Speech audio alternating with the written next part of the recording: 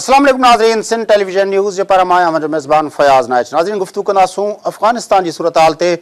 अफ़गानिस्तान जे हवाले सां मुख़्तलिफ़ वक़्तनि ते जेके बैनुल अक़वामी सतह जूं मुख़्तलिफ़ कॉन्फ्रेंसिस थींदियूं रहियूं आहिनि, उनमें कल्ह ऐं टियों ॾींहुं जेका आहे ब्रसेल्स जे अंदरि जेका आहे उहा हिकिड़ी कॉन्फ्रेंस थी आहे, जंहिंमें आलमी बिरादरी अफ़गानिस्तान जे लाइ 15 अरब डॉलरनि जी खां वधीक जेका रक़म जी ॾियण जो ऐलान कयो आहे अफ़गानिस्तान जी रिकंस्ट्रक्शन जे हवाले सां। उनमें कॉन्फ्रेंस में मुख़्तलिफ़ जेके ॿिया नुक़्ता आहिनि उन ते गुफ़्तगू कयूं था। टेलीफोन लाइन ते मौजूदु आहिनि मुल्क जा मारूफ़ सहाफ़ी सीनियर तजनिगार जनाब रहीमुल्लाह यूसुफ़ज़ई साहब। रहीमुल्लाह यूसुफ़ज़ई साहब, अस्सलाम वालेकुम। वालेकुम अस्सलाम। रहीमुल्लाह यूसुफ़ज़ई साहब, ये जो ब्रसेल्स की कॉन्फ्रेंस है, उससे पहले भी हमने देखा कि टोक्यो, लंदन और बोन और मुख्तलिफ जगहों पे कॉन्फ्रेंस हुई। फिर इस्तंबुल इनिशिएटिव जो था उसके हवाले से पाकिस्तान के अंदर भी एक चला। मजमूई तौर पर इस कॉन्फ्रेंस को बाकी कॉन्फ्रेंस से किस तरह आप अलग देखते हैं? देखें, जितनी तवज्जो अफगानिस्तान को मिल रही है पिछले तकरीबन 10-12 सालों से, इतनी तवज्जो शायद किसी और मुल्क को नहीं मिली। जितनी इमदाद अफगानिस्तान को मिल रही है वो इस खित्ते में पहले किसी को नहीं मिली। और जितनी गैर मुल्की फौजें अफगानिस्तान में इधर आई, इतना अरसा रही, ये भी पहले नहीं हुआ।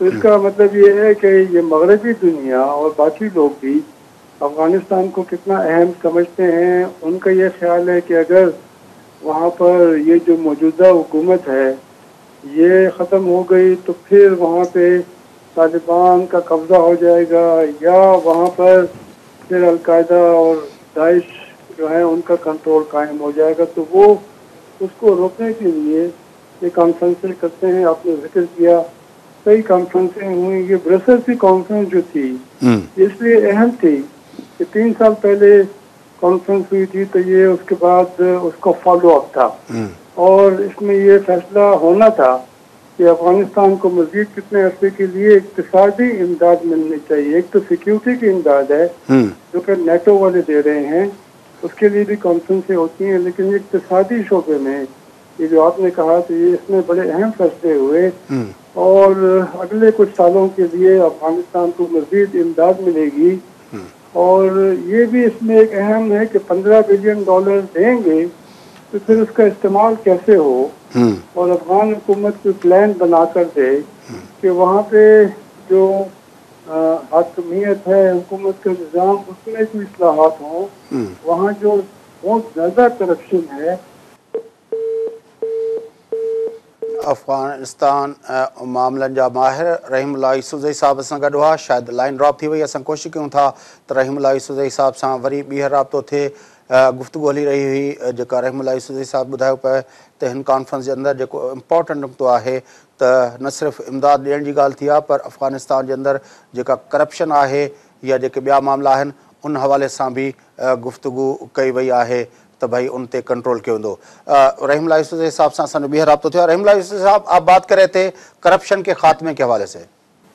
ये बिल्कुल, तो ये भी एक बड़ा मकसद है जो इमदाद मिल रही है उसके बारे में ये तय करना है कि ये इमदाद का सही इस्तेमाल हो। और पहले ये कहा जा रहा है कि सही इस्तेमाल नहीं हुआ, करप्शन में बेतहाशा इजाफा हुआ। अफगानिस्तान इस वक्त ट्रांसपेरेंसी इंटरनेशनल नामी इदारे के मुताबिक दुनिया का तीसरा सबसे ज्यादा करप्ट मुल्क है। नॉर्थ कोरिया और सोमालिया इससे आगे हैं, फिर अफगानिस्तान का नंबर है। और यहाँ पे जो एक इदारा कायम हुआ था करप्शन के खिलाफ 2008 में, उसने कोई काम नहीं किया। ये भी एक बड़ी तशवीश है इमदाद देने वालों के लिए। पाकिस्तान के हवाले से पाकिस्तान ने भी अपनी इमदाद में इजाफा कर दिया है। पहले 500 मिलियन डॉलर दिए थे, उसमें काफ़ी काम हुए तालीमी शोबे में और सेहत के शोबे में और कम्युनिकेशन के शोबे में। अब मज़ीद पाकिस्तान ने 500 मिलियन डॉलर देने का ऐलान किया है। तो ये एक पाकिस्तान की बड़ी कुर्बानी है। पाकिस्तान के खुद बड़े बेशुमार मसाइल हैं, इक़्तिसादी मसाइल हैं, लेकिन पाकिस्तान ने भी अफगानिस्तान को मुस्तहकम करने के लिए और हुकूमत की कारकर्दगी बेहतर बनाने के लिए ये बड़ी इमदाद का ऐलान किया है। अच्छा रहीमुल्लाह यूसुफ़ज़ई साहब, ये जो कॉन्फ्रेंस का कम्युनिके में पढ़ रहा था उसमें जो 25 اور 26 جو نکات ہیں، 25 اور 26 نکات، اس میں یہ کہا جا گیا ہے کہ یہ جو اپنا پیس ٹاکس ہیں وہ اس کو ویلکم کرتے ہیں، لیکن وہ پیس ٹاکس اب جو ہیں وہ کنسٹیٹیوشن کے اندر رہتے ہوئے کرنے پڑیں گے، اور اس میں خاص طور پر عورتوں کے حقوق اور بچوں کے حقوق، چلڈرن رائٹس اور وومن رائٹس کا خاص طور پر خیال رکھا جائے گا۔ یہ جو شق ہے آپ کے خیال میں وہ جو طالبان سے یا ریلیجس ملیٹنٹس کے ساتھ بات چیت ہوگی تو پھر افغان حکومت کس طرح ان نکات کو اپنا کر سکے گی؟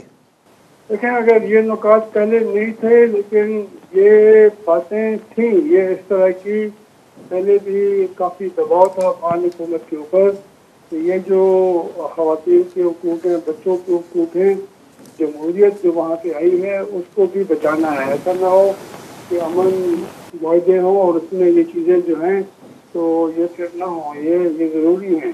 تو یہ لیکن یورپین یونین خاص طور پہ یہ مطالبات کرتا ہے کہ یہ حقوق جو ہیں ان کا تحفظ ہونا چاہیے، جو کامیابیاں حاصل کی افغانستان میں پچھلے 15-16 سال میں ان کا تحفظ ہونا چاہیے۔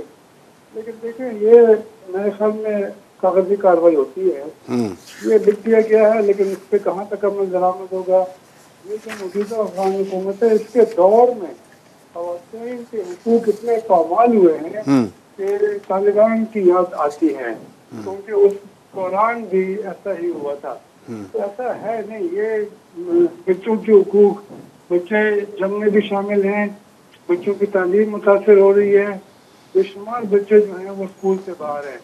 اور آپ دیکھیں حالیہ دنوں میں جو معاہدہ ہوا ہے غربتی نعمت یار کے حزب اسلامی اور افغان حکومت، تو یہ جو نکات ہیں اس کا کوئی خاص طور پہ ذکر نہیں ہوا اس معاہدے میں۔ اور ٹھیک ہے، حکمت یار نے کہا ہے کہ وہ افغانستان کے آئین کو مانیں گے، لیکن حکمت یار کے خلاف الزامات تھے کہ اس نے وہاں پہ انسانی حقوق کی پامالی کی، یا اس نے اپنے مخالفین کو قتل کروایا، اور یا پھر یہ جس نے کابل شہر کے اوپر بمباری کی۔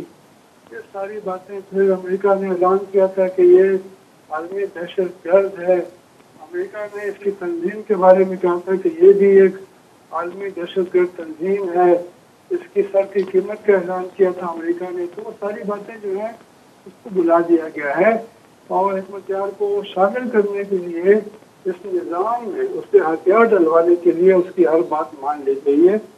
تو میں سمجھتا ہوں کہ ٹھیک ہے، یہ اس میں آ گیا ہے، ڈاکومنٹ ہے، لیکن یہ ضروری نہیں ہے کہ اس کے اوپر عمل درآمد بھی ہوگا۔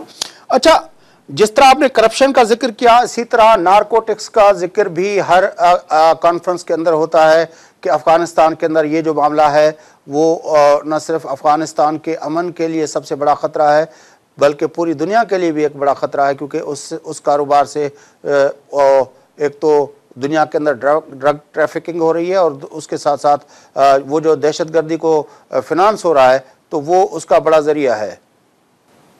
ہاں بالکل، دیکھیں یہ ایک بہت ہی بڑا مسئلہ ہے، لیکن اس کا ذکر اس لیے کم ہوتا ہے کہ یہ سب کچھ اس دوران ہوا جب وہاں پہ غیر ملکی فوج موجود تھی، پوری نیٹو کی 48 ملکوں کی فوجیں موجود تھیں۔ ان کے ہوتے ہوئے بے تحاشا اضافہ ہوا وہاں پہ افیم کی کاشت میں اور پیداوار میں، اور پھر سیلن بنانے کی فیکٹریوں میں۔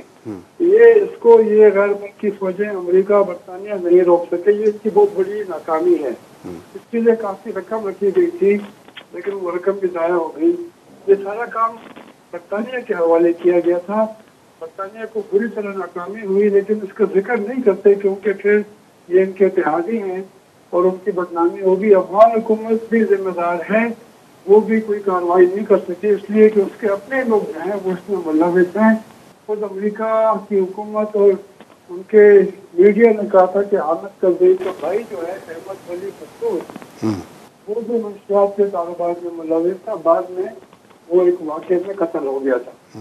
تو دیکھیں اس میں سارے لوگ ملوث ہیں، اور جس کے پاس ہتھیار ہے، جس کے بس میں ہے، جو راستوں کو کنٹرول کرتا ہے، بارڈر کو کنٹرول کرتا ہے، ہوائی اڈوں کو کنٹرول کرتا ہے، تو ان کا اس میں ہاتھ ہوتا ہے، وہ اس کاروبار میں ملوث ہے، بہت بڑا پیسہ ہے اس میں۔ افغان حکومت کے لوگ بھی ہیں، اس میں طالبان بھی ہیں، اس میں باقی بھی مسلح گروہ ہیں، اور اس میں میرے خیال میں غیر ملکی بھی ملوث ہیں، کیونکہ جو پیسہ یہاں سے آپ کما سکتے ہیں اس کاروبار میں وہ کہیں اور نہیں بنتا۔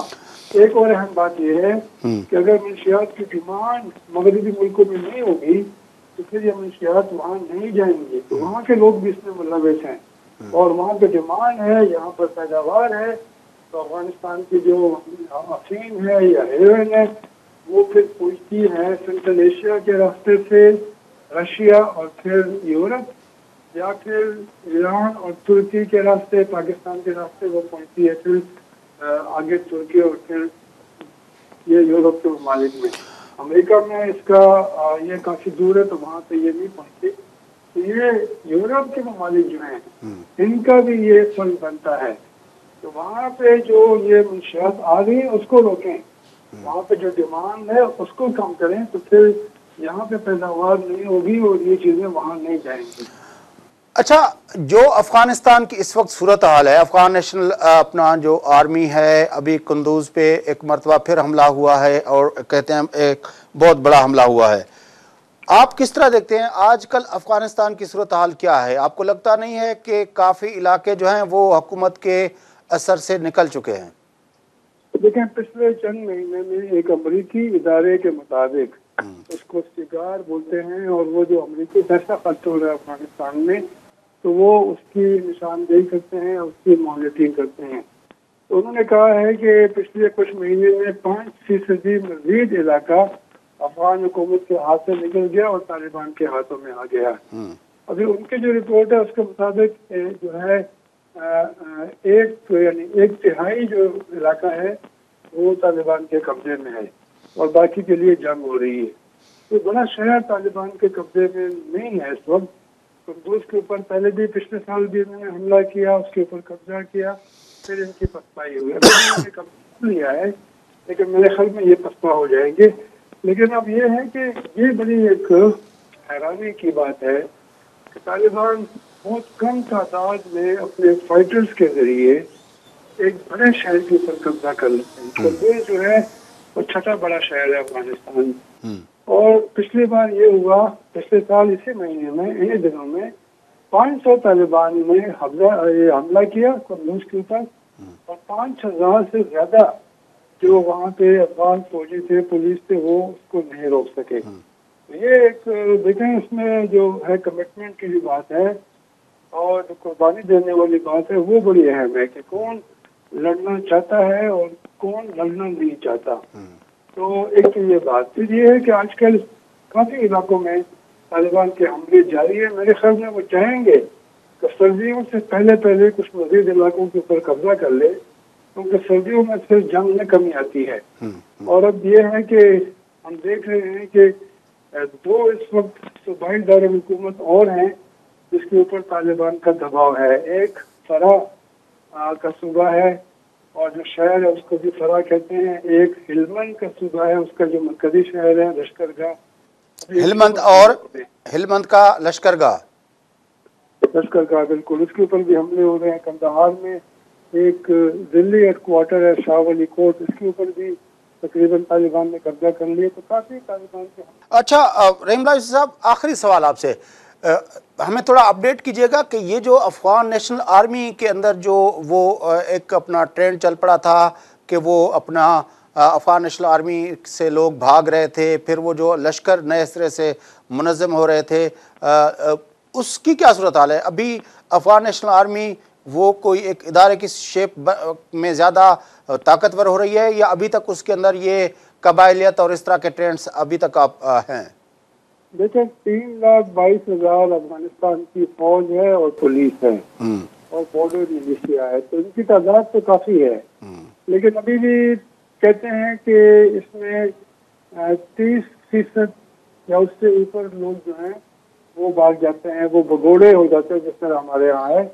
تو پھر یہ لوگ جو ہیں مختلف وجوہات کی وجہ سے، یا تو وہ چاہتے نہیں ہیں کہ وہ اپنی جان دیں، جنگ لڑیں، یا پھر تنخواہ کم ہے، یا اس میں کوئی عصبیت کا مسئلہ ہے، قومیت کا مسئلہ بھی ہے، اکثر جو ان کے آفیسرز ہیں اس کے بارے میں کہتے ہیں کہ وہ تاجک ہیں، اور یہ شکایت ہے ازبکوں کو اور جو پشتون ہیں، یہ اکثر جو ان کے افسر ہیں وہ تاجک ہیں، اور جب ان کے وزیر تھے ایئر مارشل فہیم اور باقی لوگ تو انہوں نے اپنے لوگوں کو بھرتی کر لیا تھا. تو یہ مسئلے وہاں پر ہیں. پھر یہ ہے کہ پچھلے سال تقریباً 5,000 فوجی جو ہیں وہ مارے گئے، اور اس کی جو کیجولٹی کی فگر ہے وہ بہت زیادہ ہے. امریکی فوجی کمانڈر کہتے ہیں کہ اس تعداد میں اگر لوگ مریں گے تو یہ سسٹینیبل نہیں ہے، یعنی یہ کب تک برداشت کریں گے، یہ ممکن نہیں ہے، یہ فوج جو ہے یہ بکھر جائے گی. تو یہ ان کو بھی تشویش ہے، حالانکہ انہوں نے 65 ارب ڈالر خرچ کر دیے ہیں اس فوج کو بنانے میں اور اس کی تربیت میں، اس کو اسلحہ دینے میں. تو وہ بھی کافی پریشان ہے اس معاملے میں، لیکن وہ کھلے عام اس کا اظہار نہیں کرتے. وہ کہتے ہیں کہ یہ فوج جو ہے پہلے کے مقابلے میں بہتر ہے. تو ایک تو یہ ہے کہ یہ فوج جتنی بہتر ہوگی، اچھی کارکردگی دکھائے گی، شہروں کا اور بڑی سڑکوں کا دفاع کرے گی، تو پھر طالبان جو ہیں وہ سوچیں گے کہ وہ آخر کب تک لڑیں گے. پھر اس میں سیاسی مسائل بھی ہیں، سیاسی اختلافات تھے. صدر اشرف غنی کے اور چیف ایگزیکٹو افسر ڈاکٹر عبداللہ کے، ان کا اظہار کبھی کبھار ہوتا ہے. بڑی مشکل سے اتفاق رائے پیدا ہوا، وزیر دفاع بنایا گیا 1.5 سال کے بعد، اور جو ان کا خفیہ ادارہ ہے NDS اس کا سربراہ 3 مہینے کے بعد اس کا تقرر ہوا. باقی بھی جو وزراء تھے، ڈیفینس منسٹر، میں کافی اختلافات تھے. تو یہ بھی ایک مسئلہ ہے ان کا کہ پہلے یہ ان دونوں کو اتفاق ہوتا ہے، اس کے بعد کسی کی اپوائنٹمنٹ ہوتی ہے. تو وہ افغانستان میں لوگ کہتے ہیں کہ یہ ٹو ہیڈڈ گورنمنٹ ہے، یونٹی آف کمانڈ کا مسئلہ ہے، انا کا مسئلہ ہے، قومیت کا مسئلہ ہے. اور پھر یہ بھی ہے کہ اچھا آپ کے خیال میں یہ گورنمنٹ پچھلی انتخابات جو ہوئے تھے وہ نامکمل تھے. دونوں نے دعویٰ کیا تھا کہ وہ جیت گئے ہیں، پھر امریکیوں نے ان کی صلح کروائی اور یہ ایک مخلوط حکومت بنائی ہے، لیکن اس میں اختلافات ابھی تک موجود ہیں. یہ حکومت پچھلی حکومت کی نسبت بہتر کارکردگی دکھا رہی ہے. کرزئی حکومت جس میں کرپشن کہتے ہیں زیادہ تھی، اس کا بھائی اور وہ نارکوٹکس اور یہ سارا تھا، اب شاید اس طرح کا ڈائریکٹ اپنا عبداللہ کا بھائی یا اشرف غنی کا کوئی ریلیٹو ان معاملات میں نہیں انوالو. دیکھیں وہ ابھی کافی چیزیں ظاہر ہے بعد میں ظاہر ہوں گی. لگتا یہ ہے بظاہر کے کرپشن پہلے کے مقابلے میں کم ہے، لیکن ایسا نہیں ہے. اشرف غنی نے اپنے بھائی کو لگا دیا سفیر، روس بھیج دیا ہے، یا عبداللہ کے اس کے لوگ بھی کافی عہدوں پہ آ گئے ہیں. تو یہ ان کی مجبوریاں ہیں، کیونکہ یہ انتخابات میں انہوں نے حصہ لیا، لوگوں سے وعدے کیے، ان کو اہم عہدے دے دیے، حالانکہ ان کی قابلیت نہیں ہوگی. یہ تو خیر افغانستان کا نظام ہے، وہاں تو پیٹرونیج کے بغیر میرے خیال میں کوئی کام نہیں ہوتا.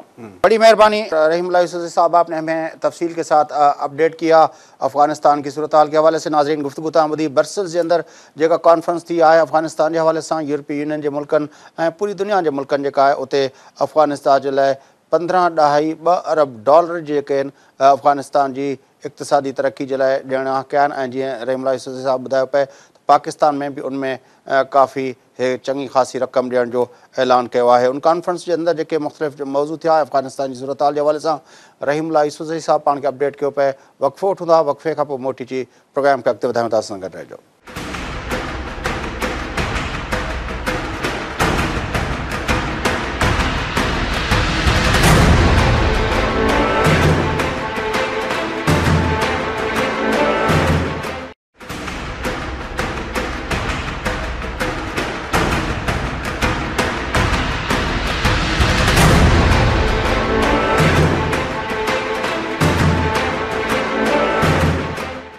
اچھت پروگرام کے سلسلے کے اگتے ودائیں. ہاں گفتگو کناسوں کراچی کی صورتحال تے جتے کل پولیس کے پارا دعویٰ کی وئی تو وڈے پیمانے تے ہتھیار ہتھ کیا ویا وہ بھی ہتھیار عزیز آباد میں 90 کے ویجھو ایکڑے بند پل گھر میں ہتھ کیا ویا.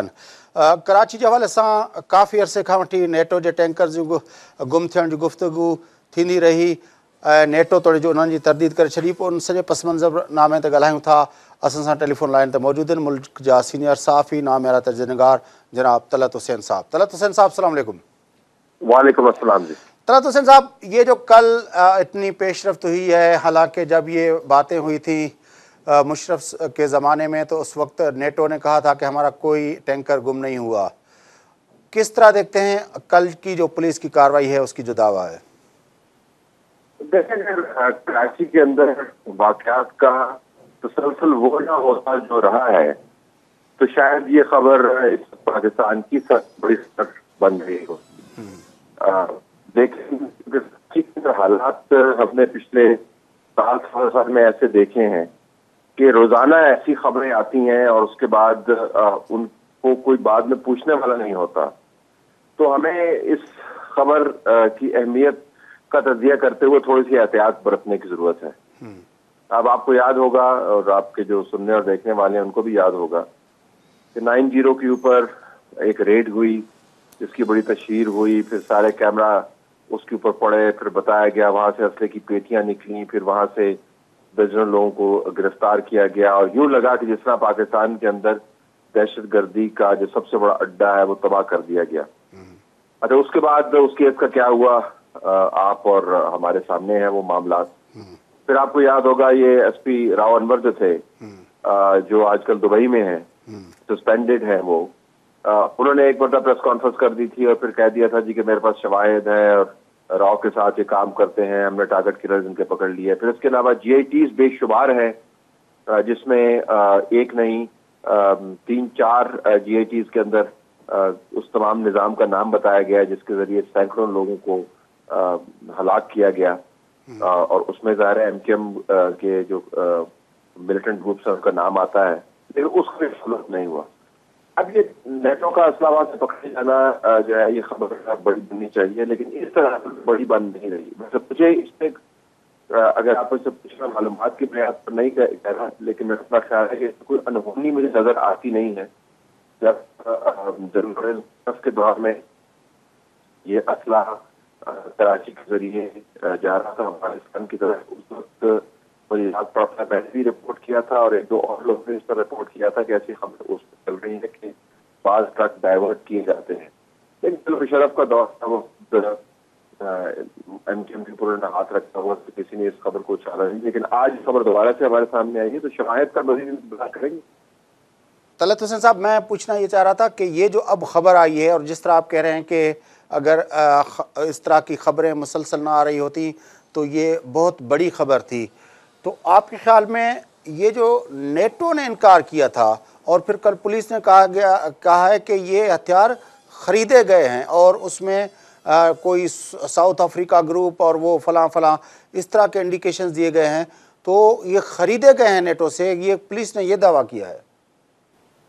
जी, अब नेटो से वो कैसे खरीदे जा सकते हैं? क्या नेटो का यहाँ पर कोई आर्म्स बाजार है? और अगर नेटो से ये खरीदे गए हैं, पाकिस्तान के अंदर खरीदे गए हैं, पाकिस्तान के बाहर खरीदे गए हैं, नेटो के हथियार जो है अगर आप खैबर पख्तूनख्वा के इलाकों के अंदर घूमें तो वहां पर बॉर्डर में आपको, अब नहीं ऐसे चंद साल पहले तक आपको जो हेलीकॉप्टर हैं नेटो के उसके बेचने वाले भी वहां पर बैठे हुए थे, APCs जो है उसके बेचने वाले भी वहां पर बैठे हुए थे और असला तो बेशुमार आपको नजर आता था। तो नेटो के कंटेनर जो हैं वो एक तो नहीं गए, सैकड़ों तो नहीं गए, हजारों की तादाद में नेटो ने असला वहां पर भेजा है और जो मौजूदा तारीख का सबसे बड़ा असले का डिपो है उन्होंने अफगानिस्तान को उसमें कन्वर्ट किया। तो उसके अंदर अगर 5% भी असला आगे पीछे हो जाए तो वो तमाम पाकिस्तान के अंदर मुकम्मल तबाही फैलाने के लिए बहुत है। तो नेटो से फिर किस तरीके से खरीदा गया? मेरे ख्याल में पुलिस ने अपने लिए नेटो को इन्वॉल्व करके और उसकी खरीदारी की बात करके एक इतनी बड़ी तहकीकाती मसला खड़ा कर लिया है कि उसको साबित करना जो है, जिसको अंग्रेजी में कहते हैं नेक्स्ट टू इम्पॉसिबल, यानी नामुमकिनात में से ये हो जाएगा। ये साबित किस तरह करेंगे? नेटो का कोई बेचने वाला था, कोई वेंडर था, कोई उसकी लिखत पढ़त हुई है, कहाँ से खरीदे गए? तो मेरे ख्याल में हमें तफ्तीश के अंदाज को भी तब्दील करने की जरूरत है। जहां पर काम किया भी जा सकता है उसको हम अपने नाकस तफ्तीशी अंदाज के जरिए तबाह कर देते। लेकिन ये बहुत इम्पॉर्टेंट बात है, लास्ट टाइम भी जब मेरी आपसे बात हुई थी तो आपने यही अपना कहा था कि इतना बड़ा मामला है जो पाकिस्तान के अंदर मीडिया की जीनत बनता रहा और क्लेम्स होते रहे, टॉक ऑफ द टाउन रहा, लेकिन उसके लिए कोई इंक्वायरी कमीशन नहीं बना कि वाकई नेटो का असला पाकिस्तान के अंदर किसी के पास गया है, चोरी हुआ है, چھینا گیا ہے, خریدا گیا ہے, اس کے لیے آج بھی پاکستان کی ریاست کوئی کمیشن بنانے کے لیے تیار نہیں ہے. پاکستان کی ریاست اس پر کمیشن بنائے گی نہیں, کیونکہ یہ سارا معاملہ ہوا جنرل پرویز مشرف کے دور میں ہوا, اور جنرل پرویز مشرف کے دور میں ہونے والے معاملات تمام کے تمام اس کے اوپر ریاست کے اداروں نے پردہ ڈالا ہوا ہے, لوہے کا پردہ ڈالا ہوا ہے, صرف پردہ نہیں ڈالا ہوا, لوہے کا پردہ ڈالا ہوا ہے.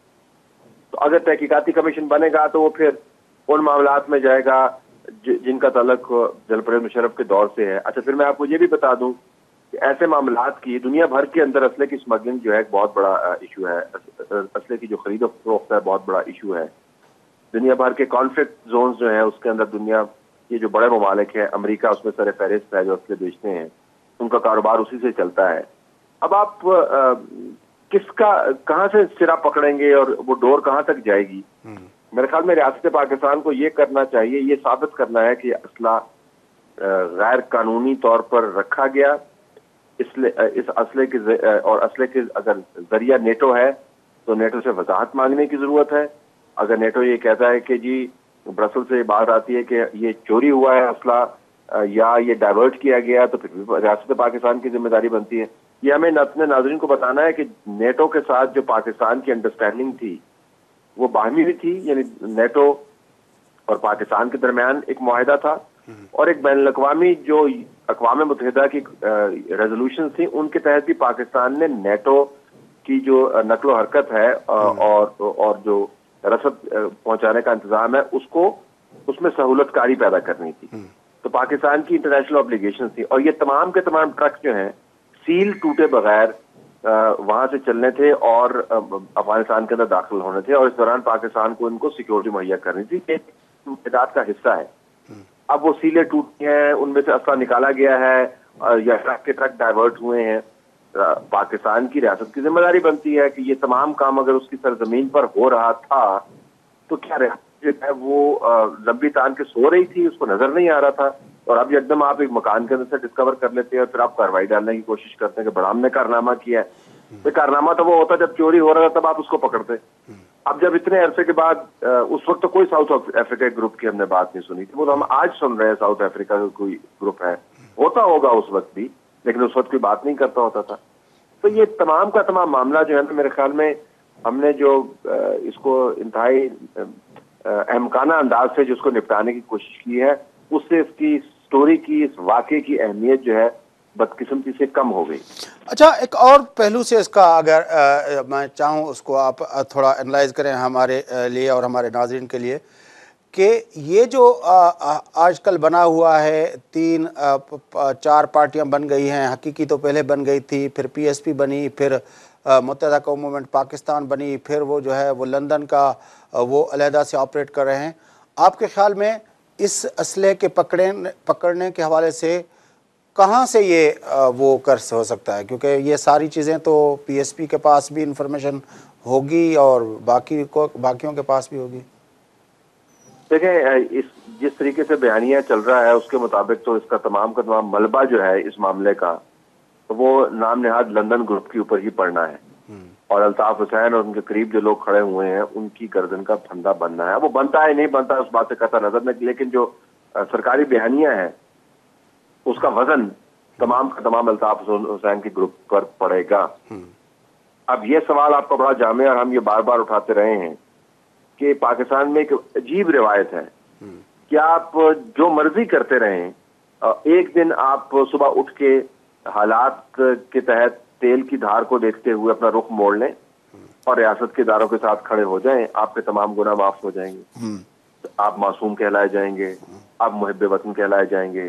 آپ کو صرف جھنڈا سامنے رکھ کے ایک پریس کانفرنس کرنے کی ضرورت ہے اور نعرہ پاکستان بلند کرنے کی ضرورت ہے, اور اس کے بعد وہ کہنے کی ضرورت ہے جو ریاست کے ادارے وہ کہہ رہے ہیں آپ بالکل ٹھیک ٹھاک ہو جائیں گے. دنیا میں کوئی ایسی مثال نہیں ملتی جس میں محض بیان کی زور کے اوپر گھناؤنے جرائم کے الزامات جو ہیں وہ زائل ہو جائے. پاکستان میں یہ ہوتا چلا ہے. تو جن گروپس کے آپ ذکر کر رہے ہیں ان سب کو وضاحت ان سے لینی چاہیے نا جی وضاحت. یہ سارے کے سارے اس وقت اہم ترین لوگ تھے, ہم اور آپ بات نہیں ان کے سامنے کر سکتے تھے, یہ دھمکیاں دیتے ہوتے تھے, یہ لوگوں کی ریٹنگز فکس کرواتے ہوتے تھے, یہ چینلز کو اوپر نیچے کرتے ہوتے تھے, یہ لوگوں کو پکڑتے ہوتے تھے اور یہ گالم گلوچ کرتے ہوتے تھے. الطاف حسین کا نام لے کے بس ان میں انہوں نے کلمے کے اندر الطاف حسین کا نام نہیں ڈالا تھا، ورنہ تو تمام کام انہوں نے کر دیا تھا. یہ سب کچھ کرتے رہے ہیں. تو آج اگر اس کی تحقیقات ہوں گی تو سب سے تحقیقات ہونی چاہیے نا. یہ تو ہمارا تو رونا ہی یہی ہوتا ہے کہ پاکستان میں احتساب نہ صرف لنگڑا اور لولا ہے، بلکہ وہ یہ سمجھتا ہے کہ جو لوگ دیکھ رہے ہیں وہ مکمل طور پر بھیڑے ہیں، ان میں عقل کوئی نہیں ہے. اسی وجہ سے کیونکہ ریاست نے اب 3 گروپ اپنی طرف کر لیے ہیں عملاً، ایک گروپ کے اوپر فوکس ہے. اس قانونی طور پر اور تحقیقاتی طور پر اس کی تفتیش نہیں ہو پائے گی. حتمی طور پر آپ اس کو کس طرح ثابت کریں گے؟ حالانکہ اس وقت کے جو اپنا ہوم منسٹر تھے وہ تو اس گروپ میں نہیں ہے جس پہ فوکس کیا جا رہا ہے. وہ اپنا میئر بنا ہوا ہے، کوئی کیا بنا ہوا ہے، یہ ساری چیزیں تو اس کے وہ دوسرے گروپ میں ہیں. اور پھر وہ جو اس وقت تنظیمی کمیٹی کے وہ ہیڈ کرتے تھے قائم خانی صاحب، وہ دوسرے گروپ کے اندر بنے ہوئے ہیں. تو یہ ساری چیزیں تو، اور جو اس وقت کے اپنا بلو آئڈ بوائے تھے الطاف حسین صاحب کے، جو کراچی کے اپنا وہ ہوتے تھے ناظم اعلیٰ، وہ بھی اب اس گروپ میں نہیں ہے. تو یہ پھر تو لوگ تو سارے اس طرف بیٹھے ہیں جو اس وقت آپریٹ کرتے تھے. بالکل آپ صحیح کہہ رہے ہیں. دیکھیں دنیا میں جو تحقیقات ہوتی ہیں، اب جو جرمنی نے جیوز کے ساتھ کیا، جو تاریخ ہمیں بتاتی ہے، جو تاریخ لکھی ہم نے پڑھی ہے، اس کے مطابق اب ان لوگوں کے ٹرائل بھی شروع ہو گئے ہیں جنہوں نے ان جیل خانوں کی، عقوبت خانوں کے جو محافظ ہوا کرتے تھے. ابھی ایک ٹرائل چل رہا ہے کہ عقوبت خانے کا جو محافظ تھا اس وقت، جو 82 سال کا ہے، جو باہر کی طرف دیکھ رہا تھا اور اندر کے واقعات سے ناواقف تھا، اس کو بھی جینوسائڈ کی تحقیقات کے اندر اس کو بھی شامل کیا جا رہا ہے. یعنی جس کی پیٹھ تھی ان دیواروں کی طرف جن کے اندر مبینہ طور پہ تمام کام ہوتے رہے. تو دنیا میں تو اس قسم کی تحقیقات ہوتی ہیں. ملاسووچ کا جو ٹرائل تھا وہ ہم ساروں کے سامنے ہے، اسٹیبلش کیا گیا ہے کہ اگر آپ کے علم میں تھا اور آپ نے وہ رپورٹ نہیں کیا تو پھر بھی آپ گھنانے جرم کے مرتکب پائے جائیں گے. تو یہ بین الاقوامی یورسپروڈنس یا قانون کے اندر بہت ساری ایسی شہادتیں موجود ہیں، لیکن اس کے اندر نیت کارآمد ہوتی ہے. اگر آپ کی نیت ہی نہیں ہے کہ آپ نے صفائی کرنی ہے، آپ نے قیمتی جانوں کے ضیاع کا آپ نے احتساب کرنا ہے، آپ نے لوگوں کے خاندانوں کو یہ اور کچھ نہیں تو یہ سکون فراہم کرنا ہے کہ ان کے جو بندے مارے گئے ہیں تاریخ راہوں کے اندر اور بے وجہ سے ان کو آخرکار انصاف مل رہا ہے. اگر آپ نے تمام تاریخ کو ایک اجتماعی قبر کے اندر دفن کر دینا ہے اور وہ لاشیں باہر نہیں نکالنی، ان کی انڈیپینڈنٹ تدفین نہیں کرنی، تو پھر یہی ہوگا. آپ میڈیا کھیلتے رہیں گے، آپ میڈیا کے اوپر سٹوریاں چلاتے رہیں گے، پھر آپ ٹکر چلاتے رہیں گے، پھر آپ تصویریں چھپواتے رہیں گے، پولیس سے بیان دلواتے رہیں گے، لیکن آپ بانتیجہ بامقصد انصاف نہیں کر پائیں گے. اچھا، یہ جو آپ نے کہا کہ 3 گروپ اپنے طرف کر لیے ہیں، آپ کے خیال میں اس وقت فائنلی کس پہ ہاتھ رکھا جائے گا؟ دیکھیں یہ اس جو نیٹو کے اسلحے کا معاملہ، یہ تو میں نے گزارش کر دی. میرے خیال میں تو یہ سیدھا لندن کی طرف یہ تیر ہے. لندن کے اندر جو لوگ بیٹھے ہوئے ہیں نام نہاد الطاف گروپ کے، ان کے درمیان جا کے تیر لگے گا اور خیال یہ کیا جاتا ہے کہ وہ اس سے متاثر ہوں گے. یہ بھی عین ممکن ہے کہ اس سٹوری کو اگر پھیلایا جا رہا ہے تو پھر جو ابھی لوگ تذبذب کا شکار ہیں اور الطاف حسین کی طرف جانے کی کوشش کر رہے ہیں، ان کا قبلہ بھی درست ہو جائے گا. اور تیسری بات یہ ہے کہ جو لوگ اس وقت فاروق ستار کے ساتھ کھڑے ہیں اور وہ جانا چاہ رہے ہوں شاید پی ایس پی کی طرف، پاکستان زمین پارٹی کی طرف، اور نہ جا پا رہے ہوں، تو اس سٹوری کے دھکے میں وہ ادھر چلے جائیں. تو 3 گروپ کے اندر کی سیاست اس سے متاثر ہو سکتی ہے اگر سٹوری کو پھیلایا گیا اور اس کو باقاعدہ فالو کیا گیا. لیکن جو اصلی ہدف ہے وہ تو لندن ہی ہے. تو آپ کے خیال میں فاروق ستار کی جگہ پہ پی ایس پی کو زیادہ اہمیت دی جائے گی؟ دیکھیں الطاف حسین اس کا سب سے زیادہ متاثر ہوگا اگر اس کو صحیح طریقے سے ہینڈل کیا گیا. فاروق ستار کی پارٹی کے اندر سے لوگ پی ایس پی کی طرف جا سکتے ہیں سٹوری کے تناظر میں، اگر ان کو یہ گارنٹی مل رہی ہو کہ جی ان سے تحقیقات نہیں ہوں گی. لیکن مجھے نہیں لگتا کہ فاروق ستار اب اس طرح جو ہے وہ برا شخص سمجھا جا رہا ہے جس طرح کچھ ہفتے پہلے سمجھا جا رہا تھا. लंदन से जो उनकी लड़ाई चल रही है उसके पेश नजर मेरे अपनी तज्जिए में उन्होंने पाकिस्तान के अंदर अपनी एस्टेब्लिशमेंट के साथ अपनी क्रेडिबिलिटी थोड़ी सी बनाई है। उसमें उनको कोई कमाल नहीं है, वो लंदन की अपनी मुसलसल बेवकूफियां हैं, वो अभी भी वहां पे बैठ के समझ रहे हैं कि वो कराची के बेताज बादशाह हैं। तो वो जितनी फायरिंग करते हैं फारूक सत्तार के ग्रुप के ऊपर, फारूक सत्तार के ग्रुप को उतना ही फायदा होता है।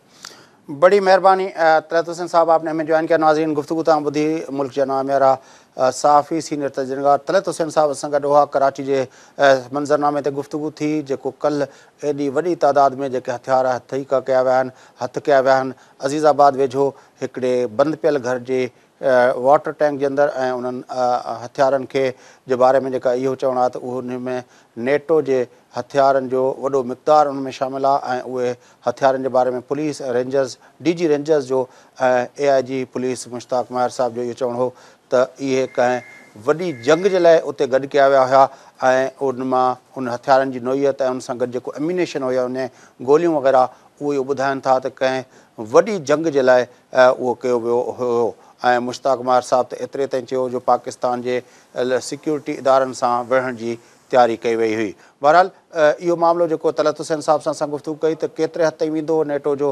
असले जूं ख़बरूं जेके एतिरे ताईं हलंदियूं रहियूं, अॼु उन्हनि ते जेका का तहक़ीक़ात नथी थी सघे ऐं तलत हुसैन साहब जे बकौल त उन ते तहक़ीक़ात थी बि नथी सघे छाकाणि त उन दौर में इहे सभु कुझु परवेज़ मुशर्रफ जे दौर में थियो ऐं जीअं त उन परवेज़ मुशर्रफ जो दौरु पाकिस्तान जे अंदरि हिकिड़ो आर्मी जो दौरु हो, तंहिंजे करे हुन जेको कुझु कयो पिए बहसियत हिकिड़े इदारे जे सरबराह जी हैसियत में कयो पिए, तंहिंजे करे इहे सभु मामला अॻिते शायदि न वधी सघनि। बहरहाल तमामु इम्पॉर्टेंट इशू आहे पाकिस्तान जे अंदरि जेको कल्ह पुलिस जो बयानु हो त इहो असलो इहे हथियार जेके आहिनि उहे ख़रीद कया विया आहिनि। जेकॾहिं ख़रीद कया विया आहिनि त जीअं तलत हुसैन साहब ॿुधायो पिया त किथां ख़रीद कया विया आहिनि, नेटो खां ख़रीद कया विया आहिनि या कंहिं ग्रुप उनखां चुराया, उनखां पोइ उन्हनि खां ख़रीद कया विया। इहो हिकिड़ो तमामु वॾी इंक्वायरी ऐं वॾी हिकिड़ी इन्वेस्टिगेशन जी ज़रूरत आहे ऐं रियासती इदारा ख़बर नाहे त उन ते छा कंदा, छाकाणि त काफ़ी तजनिगार ख़्याल जा आहिनि त इहो मामिलो एतिरे अरसे खां वठी हले पियो पर इन ते इन्वेस्टिगेशन जे लाइ का संजीदगी कंहिं पासे खां नज़र कान थी अचे। प्रोग्राम जो वक़्तु पूरो थिए थो। पंहिंजे मेज़बान फयाज़ नाश खे इजाज़त सदाईं गॾु।